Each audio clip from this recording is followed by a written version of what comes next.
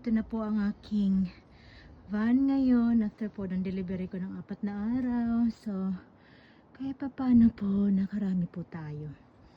Saka maraming salamat po sa aking dineliveran, lalo na po ang Borton Group. Umikot po ako mula po ng Oldham, dumiretso po ako ng Boston Lancashire. Sa Boston Lincolnshire.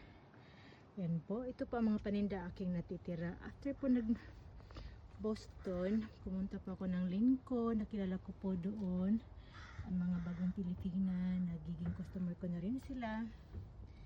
At after ko po Lincoln ay dumiretso din po ako sa Nottingham dahil nag-beauty ako doon sa kaibigan ko.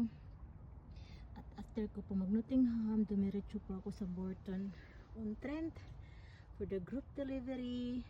At sa ganon, pumunta rin po ako ng Uttoxeter dahil po sa recommended din ng akin ng customer na pumunta doon sa kaibigan nila.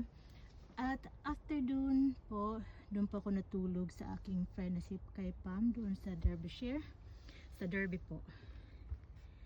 At next, kinabukasan, instead mag-deliver ako sa Warrington, so walang nag-confirm, ay dumiretso, ay hindi ko po akalain na ako po pawalikin ng aking customer sa Borton. At nagkaroon pa ako ng extra at nag-deliver din po ko pa uwi sa Warrington na hinatid ko lang po yung order ng client ko online. At higit po sa lahat, nagpapasalamat po ako sa inyo dahil sa support na binigay niyo sa akin. I will forever grateful po. Salamat po sa mga recommendation sa delivery ko, lalo na po sa Borton Group. Ako po magpapasalamat po kay Janet at kay Christine nang dahil sa kanila naka-accumulate po ako ng maraming customer sa area nila. Ako din napapasalamat po sa Boston Group at ganoon din po sa Lincoln Group at sa Oldham family at sa iba't ibang lugar po. At higit po sa lahat sa mga kaibigan ko nag-recommend sa akin ng tigtitiwala. I'm so happy.